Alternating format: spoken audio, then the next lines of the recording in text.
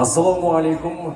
Mekенден алыста, өз жерінен алыста, үйгілі бала чақа жақындарым деп, күні түн тынбастан жанын қарчырып еңбектеніп жүрген бір боордоштор, жердештер амансыздар бар. Биздин бүгүнкү балдар биздин келечегибиз, үйгілі биздин аманатыбыз аттуу кечебизге кош келдиңиздер. Уақыт менен алтын сатып аласың, бирок алтын менен уақыт сатып ала албайсың демекчи, азыркы өтүп жаткан ар бир мүнөт биз үчүн баалуу. Андыктан уақытты текке кетирбей, бүгүнкү кечебиздин негизги бөлүгү башталганча атайын сиздер үчүн үй-бүлө тууралуу баянга Бактияр Ажы Шарапов дин алымы жана ошондой эле күнүмдүк турмуш тиричиликте жаралган суроолорго жооп алуу үчүн Кыргызстан мусулмандар дин башкармалыгынын фатва бөлүмүнүн башчысы Султан Ажы Гапуров устаздарыбызды бул жака чакырабыз.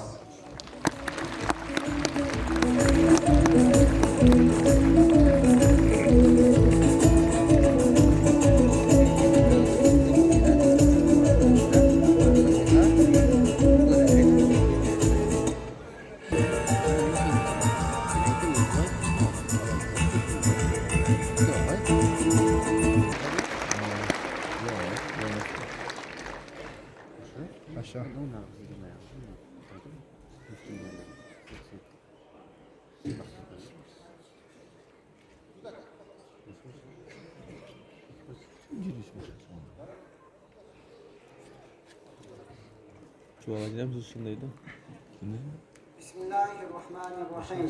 Nahmaduhu ve nusalli ala rasulihil kerim. Amma ba'd. Assalamu alaikum hurmatlı eceler, apalar, cengeler, ağalar, bir tuğanlar. Birinciden бүткүл alamda жоқ жерден жараткан, ошол заттын буйругу менен таң атып та күн баткан, чыныгы жаратуучу Аллах Таалага чексиз мактоолор болсун. Жана пайгамбарыбызга жүрөгүбүздүн эң эле төрүнөн чыккан салаваттар жана саламдар болсун. Мактоо жана салаваттан кийин Аллах Таала сиз биздин ушул убакка чейин кылган кыраатыбызды, окуган намазыбызды, туткан орозобузду, берген садакабызды, дегеле ар бир кылган ибадатыбызды толугу менен кабыл кылган болсун. Амин.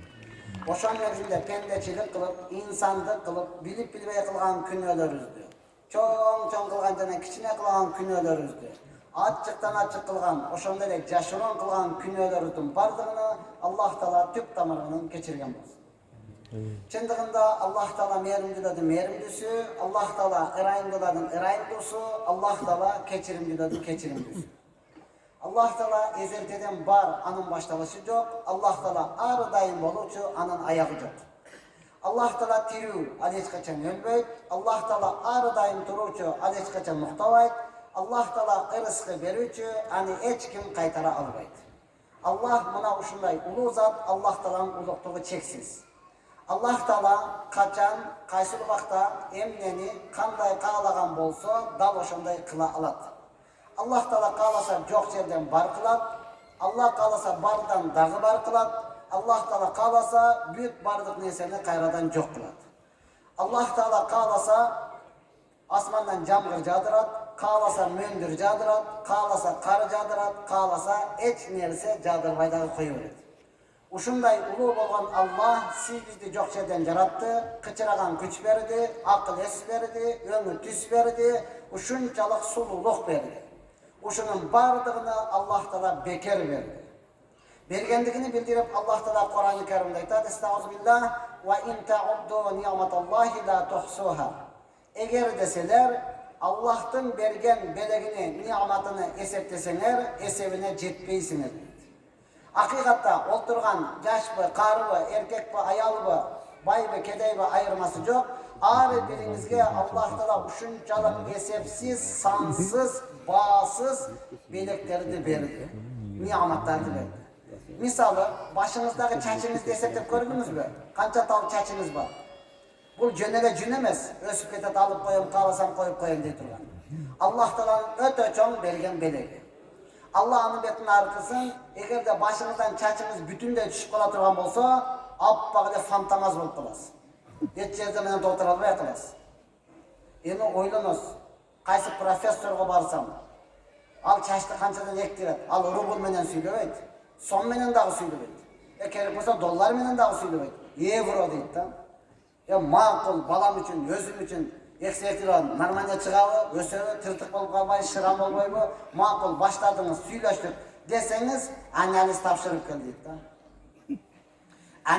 Analizin özüge kança vakit gerek, anın özüge kança akçağınız ketedi. Ette berip çıkarıp kelseniz, jo bunday boluş mümkün emas, taptaza dep atat, manal jaka barчы, жана эле айтсаң өлөсүңбү? Мурда эле ошого нормально чыгарсам чыгарып алып, ушул жакка да бар дейт, бул жакка дагы ошончо вакытыңыз кете турмат. Мына ушундай болуптур, башыңызга чоң экен эсептеп көрбөпсүз. Эки кашыңызды эсептеп көрдүңүзбү? Канча түк кашыңыз бар? Аллахтын берген белеги өтө сулуулугу. Allah анын бетин аркысын, эгерде эки кашыңыз түшүп кала турган болсо, аппак эле жылан болуп каласыз. Эч жерде менен отура албайсыз, эч жерде мынтип жүрө албайсыз. Бүтүндөй эмне кылган тумагыңызды түшүрүп жүрөсүз. Сизди тааныган эки адам башы бирикти дегенче сиз жөнүндө сүйлөй баштайт. Анан таанисыңбы, эмне болуптур, оорутат окшойт десиз. Жок, бул тазалайын деп пони кырып таштаган окшойт. Жок, бул уктаганда эле катынын кырып койгон окшойт, катыны ачуусуга тийгенде өзү жөн жүрбөйт да, ойга никес ошону сүйлөй баштайт да. Егер эки кашыңыз эле жок болсо, мына жаздын күнү өзүңүздүн теридеген териңизге эле 3 жыл, мейли 5 жылдын ичинде сокур болуп калмаксыз. Теридеген териңизге эле сокур болуп калмаксыз уматып. Эми ойлоносуз, мына жерге дворны койдуруш керек. О каякта коет? Жерди тазартып. Барбы ошондой нерсе? Мына ушундай сулуулукту Аллах Таала сиз бизге берди уматып. Аллах отурган ар бирибизди ушунчалык жакшы көрүп, сүйүп жаратты, бардык кырдаалга ылайыктуу кылып жаратты да. Ушунчалык баасыз неаматтарды берип койду. Кана алхамдулилlah кечеде карантинден чыктык, Я Allah, bizde бар экен, кадыр барка жеткен жокпуз да. Карантинде маска тактады, эки кулагыңыз бар экен, шат илип койдуңуз, сыр бербей турардым. Маскам бар деп коюпчу. Кулагың бар экен тактың да. Кулагың жок болсо кайка тагат элең анычы. Ошондо да ойлонуп койгон жокпуз да. Боктур кулагың бар экен, жокаракта экен, бири кыйшык экен. Таксаңыз оозуңуздун жарымы ачылып калды. Киргизбей атат. Бүгүн алымдар келет экен. Тополаң кыла берип, уруш чыгара берип өлтүрөт элек. Шага келдик. Alhamdulillah, Allah Teala mına uşunday bardık kırdaалга ылайыктуу кылып жаратты, өтө сонун кылып бардыгыбызды жаратты, эсепсиз, баасыз нияматтарды берди. Кечинде уктап десе дагы уктайсыз, жатпа десе дагы жатасыз. Көзүңүз жумулду, оозуңуз жабылды. Мурдуңуз менен кулагыңыз ачык калды. Allah билимдүү зат. Бизди жаратыштан алдың билген. Адам баласынын мурду менен кулагына жагымсыз жыт коюп койгон. Uyku ölümdün bir tuğanı, uktap kaldınız hiç neyse bilmeysiz. Bizde söz var, o kesip kesse dağı bilmeydi onu dedik ya. Uşunday kapta uktadınız, korkkumuzga, murdumuzga kirdi, kürügön, kayta, arkaga çıkıp jönöp da. Bu yakta jaşoo jok eken depti. Eğer murdumuzdan dağı jagımdуу jit çıkıp, kulağınızdan dağı jagımdуу jit çıkkanda, sizdi bir ile çirkey öldürüp koymak. Bir ile kumurska öldürüp koymak. Siz hiç kim emezsiniz. Namrut'ta kim öldürgen? Çirkey öldürgen, ha? Al maşıktan bile, kulakları sıngan bile, çempiyon bile, mantı kulak bile ornattıgan, çolak, aksak çirkeydi. Namrut'ta o şöyle öldürüp koydu. Allah Teala buna uşunday kılıp jarattı. Maqul urmat tutugan. Ata babamız aytar, 5 kol barabar emes deydi. Hakikatta 5 kol barabar emes. Qarang, birisi mına ne deymiz? Barmak, baş barmak. Eğer uşunla jok bolsa, sizin atınız başka bolat ele. Jana kolu jokçu, qaysı kolu jok? Jana barmağı jokçu, qaysı? Jana mayıpçı, atınız başka bolat ele urmat tutugan. Biroq bu alhamdulillah bir emes, ekөө. Uşunla jok bolsa, siz tartalbayt bolчусуз. Uşunla jok bolsa, siz julalbayt bolчусуз. Allah subhanahu taala uşunu berdi.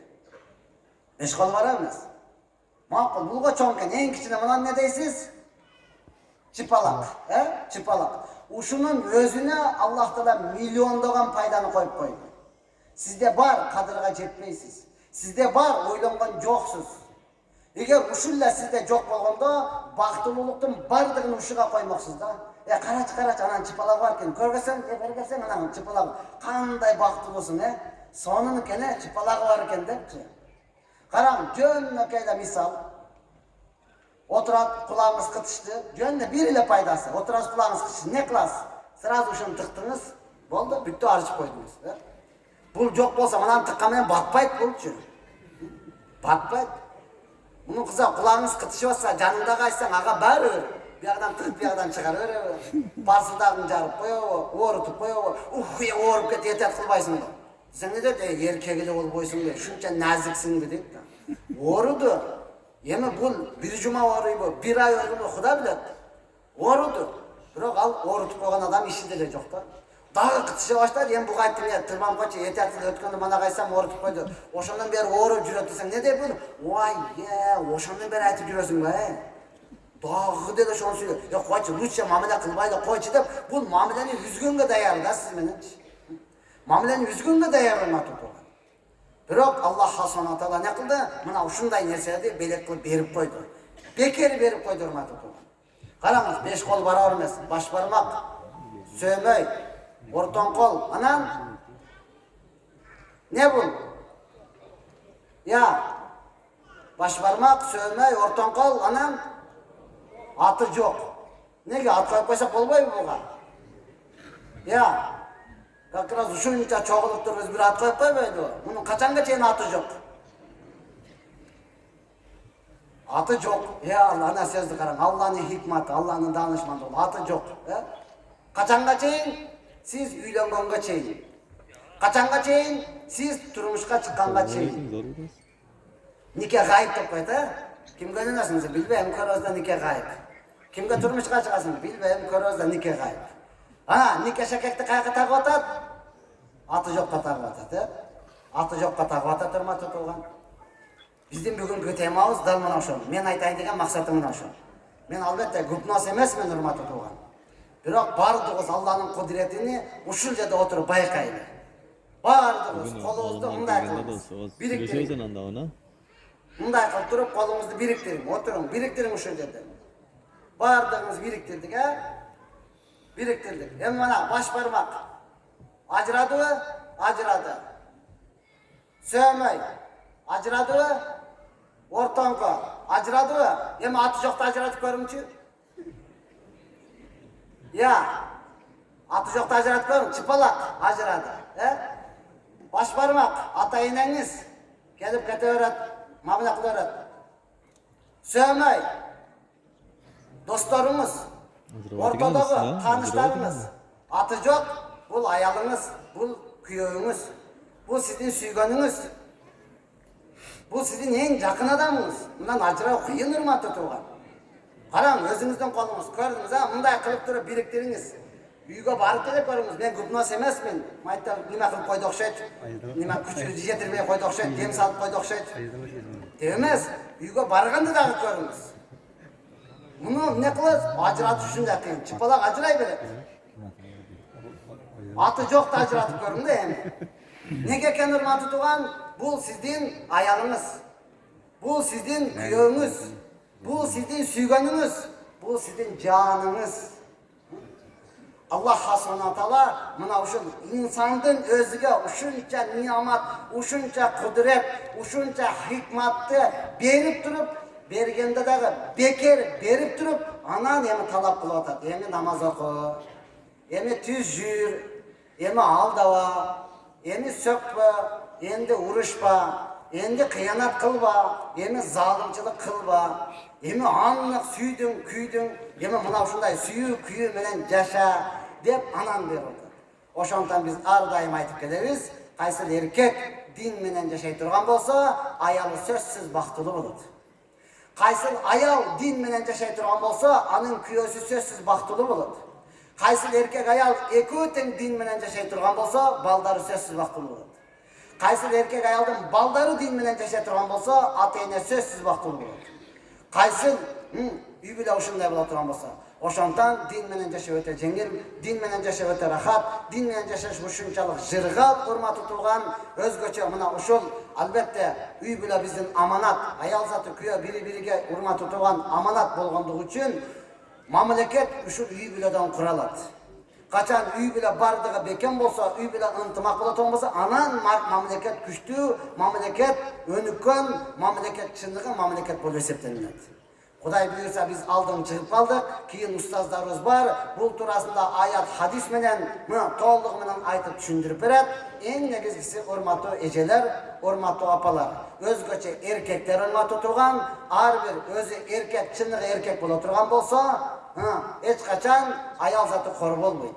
Качан аял чыныгы аял боло турган болсо, эч качан эркек алкаш болбойт, эч качан эркек бомж болбойт урматтуу турган. Албетте бул экөө бири-бириге муктаж болгон нерселер, ошондон өзгөчө сафарда, бөтөн жерде жүрөбүз, кантсе дагы урматтуу турган ушул мамлекеттин башчыларына ушунча сиздерге мүмкүнчүлүк түзүп берип жаткан адамдарга ыраазычылык билдиребиз чын жүрөктөн. Эң негизгиси бардыгыбыз не кылайлы, дин менен жашайлы, бири-бирибизди тирүү мезгилинде кадырлайлы. Азыр эркек аял бардыгыбыз эркек аялынын жамандыгынан сактаныш тилеп калды. Аял күйөөсүнүн жамандыгынан, балдарыбыздын жамандыгынан, кошунанын жамандыгынан, башкалардын жамандыгынан сактаныш тилеп калдык, бирок өзүбүздүн нафсибиздин жамандыгынан сактаныш тилебей калдык. Өзүбүздүн нафсибиздин жамандыгынан сактаныш тилебей калдык. Ошондуктан эң негизгиси нафсибиздин жамандыгынан Аллах Таала өзү сактасын, Аллах Таала өзү куткарсын. Албетте дин эркекти эркек кылган аял киши деп коет.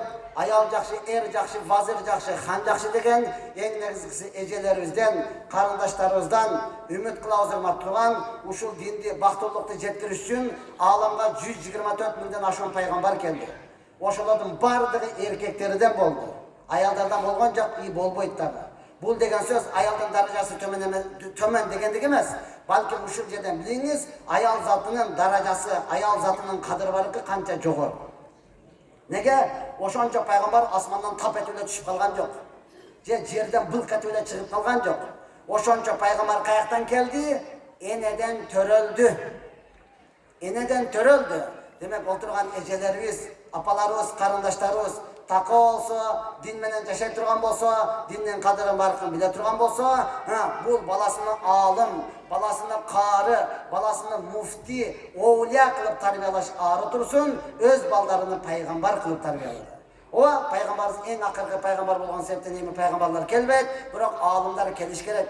Карылар келиш керек, муфтилер келиш керек. Алар урматтуу эжелер, урматтуу карындаштар, урматтуу жеңелер сиздерден чыгат. Сиздерден чыгат.